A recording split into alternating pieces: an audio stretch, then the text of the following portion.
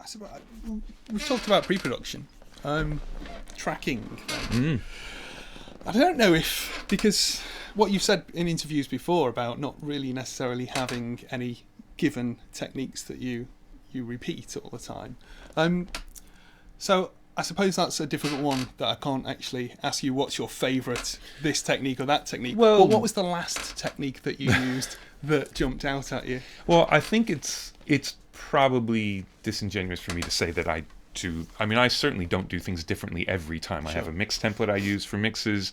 I have go-to microphones I use for things because I know they'll work. But for me, it's just having like a massive tool set that I'm very familiar with available immediately so that I can move quickly, because I don't want my experimentation to get in the way of the fact that the first take of this song is going to be the magic.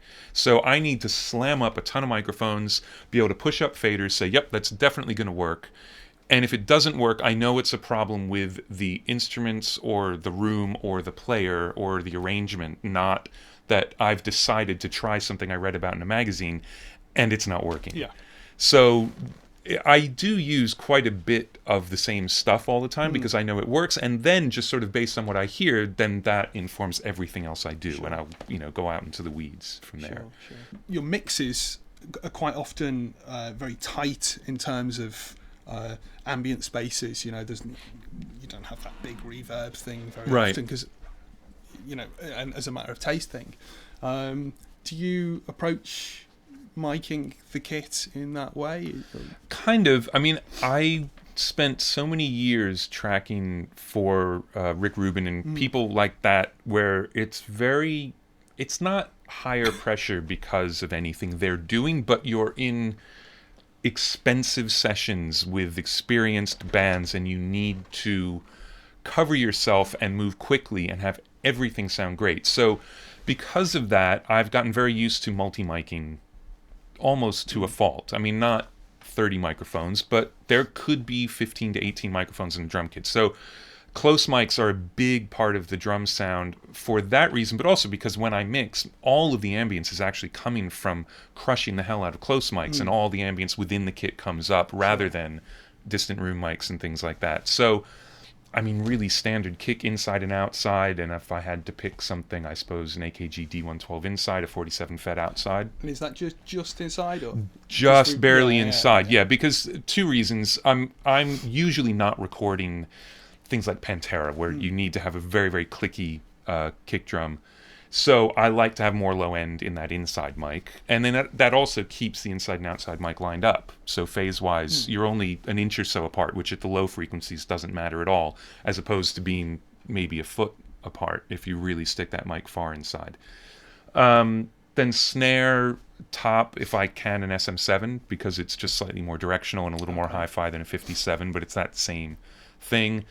On the bottom, I really don't care, just a microphone, because I don't get snare tone out of that. It really is just for the snares. A lot of people get great snare bottom sounds that are part of the snare sound. Sure. I don't. It never You're not works for gating me. anything on the way in? No. You can always gate later. There's no point in doing it on the way in. And plus, I'm never compressing on the way in, so there's usually no need to gate. Okay. I'm not bringing up a bunch of noise. Sure. Lately, I've been putting a side mic on the snare because I did it once and it was good. Kind of any condenser, 414, 47 FET if you've got one, actually, but physically getting that and an SM7 in on a snare drum can be tricky. So just on the side of the shell? Yeah, just basically pointing at the top hoop and maybe sort of halfway above the hoop. It's really random, and it doesn't seem to matter. Sometimes I go out after a take and thought, man, the drums sounded great, and all of the drum mics have drooped into places that I never would have put them, and you try and remember that, like, oh, that might be a good place to put it. Cool. Tom's 421s, really easy. If I'm doing a quieter session, actually, more of a jazz thing, if I remember to do it, the Sony C37As, the tube mics that look kind of like salt shakers, are amazing on Toms. But if you bashing, they don't take the level, and plus they might get hit. What's the spill like on those? They're not bad. Okay. Yeah, I mean, and on Toms, if it's a rock thing, I'm going to cut them anyway when I'm mixing. Sure. You know, those tracks are not part of the drum sound. Yeah. They're the tom sound because they need to be hyped. They need to have maybe a little bit of reverb, whatever. They're going to get processed to be big toms. So you're usually so close to the cymbals with the tom mics that you just need to get the toms to sound good and not worry about the rest of the kit, for me. What's the crack with samples then? Are we... If I have to put them in, I will. Right. I don't think I've... Well, I mean, I don't want to say never, but I've probably almost never fully replaced kick or snare with a sample. But if I'm mixing and I need something, I will absolutely put a sample in to reinforce. Sometimes it's just to trigger a reverb, but more than likely it's mixed in. But it's always mixed in, and it's just that, okay, I've got the snare sounding as good as I think I can get it based on the source material, and it just feels short. So, okay, I need something that's bright and long, and put it in. Yeah. And kick drum, if you don't... My theory on everything is that, first of all, it only comes through the speakers, and no one's looking at the screen. The other thing is that, so 99% of the people who will hear this interview know what we're talking about.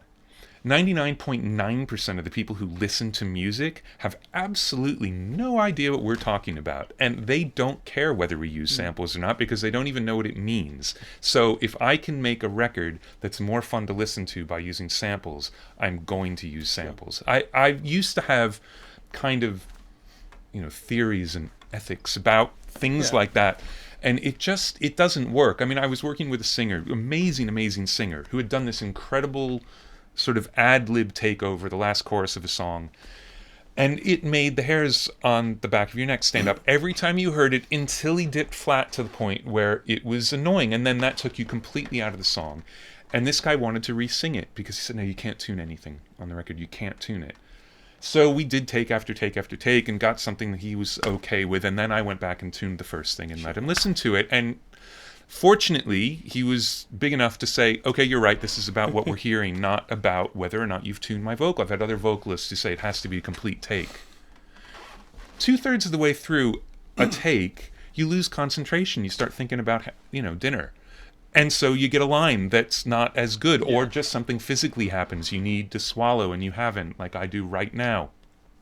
And now you're okay. So, you're not always going to get a perfect take. So I've really tried to completely let go of anything to do with sort of what happens inside the studio. Has nothing to do with the point of what it is that you're doing.